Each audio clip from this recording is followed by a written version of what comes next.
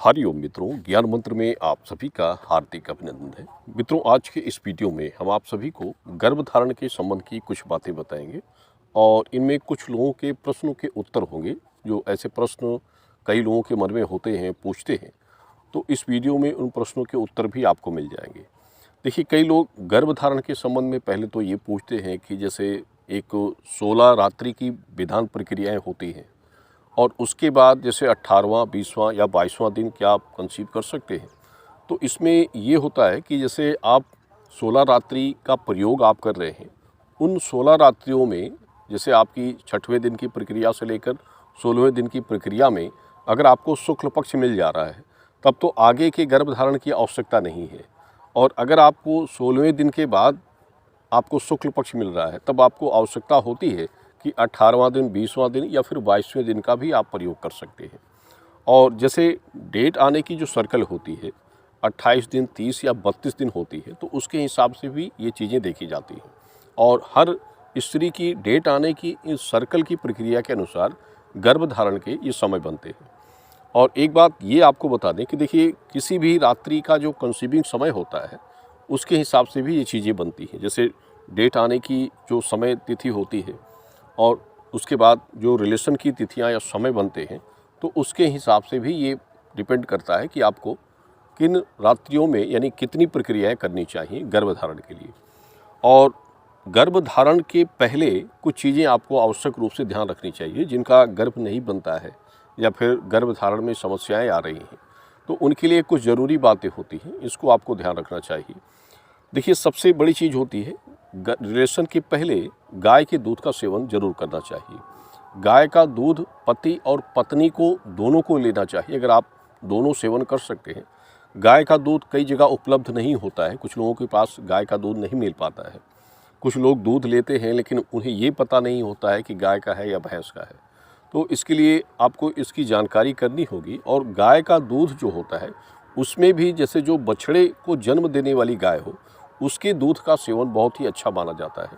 एक अच्छी संतान योग की प्राप्ति के लिए बछड़े के गाय का दूध, ये सबसे बड़ा विषय होता है।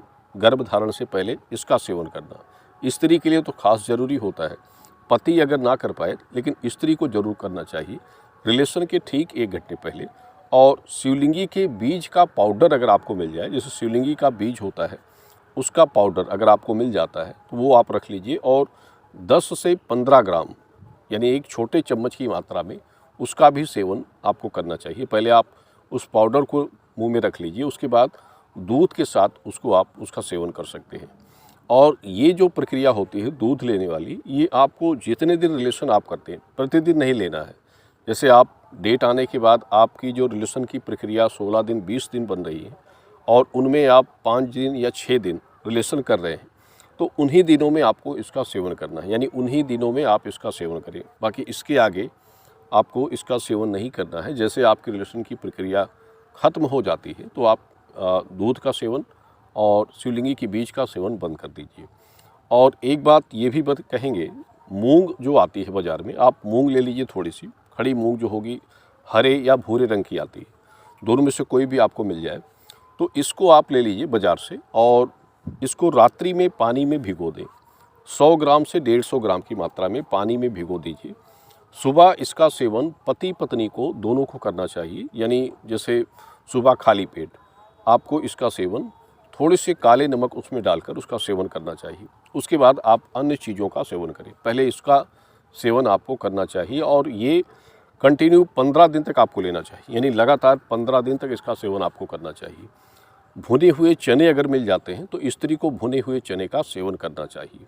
ये सबसे बड़ी चीज़ें होती हैं गर्भ की स्थिरता के लिए, गर्भ रोकने के लिए और साथ ही एक अच्छी संतान योग की प्राप्ति के लिए, सुयोग संतान जो आपको प्राप्त होती है।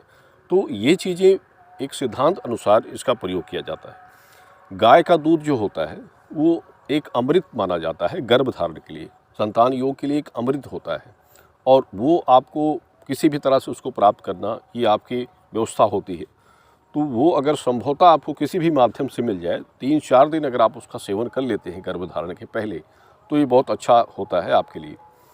तो ये सब विशेष रूप से इनका ध्यान आपको रखना चाहिए। और देखिए, ओवुलेशन के विषय में कुछ लोग पूछते हैं, जैसे कृष्ण पक्ष में ओवुलेशन आता है या शुक्ल पक्ष में। तो ओवुलेशन जैसे आपकी किसी की 14 दिन या 16 दिन या किसी की 18 दिन की ओवुलेशन की तारीख बनती है, तो वो कृष्ण पक्ष में हो या शुक्ल पक्ष में, इससे कोई अर्थ नहीं है। सिर्फ आपको ये ध्यान रखना है कि डेट, जैसे आपने कृष्ण पक्ष में रिलेशन किया और वो आपके ओवुलेशन का दिन था, तो उसमें संभवतः ये चांस अधिक रहता है कि आपका गर्भ उसमें बन जाएगा, क्योंकि अधिकतर ओवुलेशन के दिनों के ही गर्भ धारण से गर्भ स्थिर होने की, गर्भ रुकने की संभावना अधिक होती है। तो वो आपको डाउट होता है कि कृष्ण पक्ष में आपने गर्भ आपका रुकेगा, तो उसमें ठीक नहीं रहेगा। आप शुक्ल पक्ष में आपका ओवुलेशन होता तो ज़्यादा अच्छा होता। ऐसा नहीं है। कृष्ण पक्ष में अगर आपने ओवुलेशन का समय आया और उस दिन आपने गर्भ धारण किया, तो शुक्ल पक्ष का जो समय आपके पहले था उसके या फिर बाद में जो आएगा, उसमें भी ज़रूरी होता है कि आपको गर्भ धारण की प्रक्रिया करनी चाहिए। भले ही आपका कृष्ण पक्ष ओवुलेशन के दिन हो, शुक्ल पक्ष का भी प्रयोग आपके लिए अनिवार्य होता है, इसलिए कि जो एक नियम होते हैं उस नियम के तहत आपने दोनों पक्षों का प्रयोग किया है, शुक्ल पक्ष और दोनों पक्षों का, तो ये आपके लिए ज़रूरी होता है। यानी थोड़ा समझने वाली बात होती है। इसको पहले भी हमने बताया है कुछ लोगों को, लेकिन शायद उसको समझ नहीं पाते हैं, इसलिए पुनः एक बार आपको बताना चाहेंगे कि इन चीज़ों का प्रयोग करें। गर्भधारण एक मूल प्रक्रिया होती है, एक नींव की प्रक्रिया, और इसको सही ढंग से करना चाहिए, जिससे आपके लिए संतान योग अच्छा प्राप्त हो। देखिए, संतान गर्भ में अच्छी तरह से जब बन जाती है तो वो गर्भ निष्क्रिय नहीं होता है, खराब नहीं होता है। कोई बुरे ग्रहों का ग्रह दशा योग जैसे खराब हो, या फिर गुरु या मंगल की ग्रह दशा स्त्री के लग्न में सही ना हो, तो वो परिस्थिति अलग होती है। अब जैसे कई लोगों का ये होता है गर्भपात हो जाना या गर्भ निष्क्रिय हो जाना, गर्भ धारण कुछ भी उपाय करते हैं नहीं हो पाता है। इसका कारण होता है कि ग्रहों की स्थिति ठीक नहीं होती है, और ये तो उस स्त्री की जन्म तिथि के अनुसार ही इसका पता चलता है, उसके उपाय पता चलते हैं। लेकिन नॉर्मली अगर सब कुछ ठीक है तो इन प्रक्रियाओं का प्रयोग करना आपके लिए आवश्यक होता है।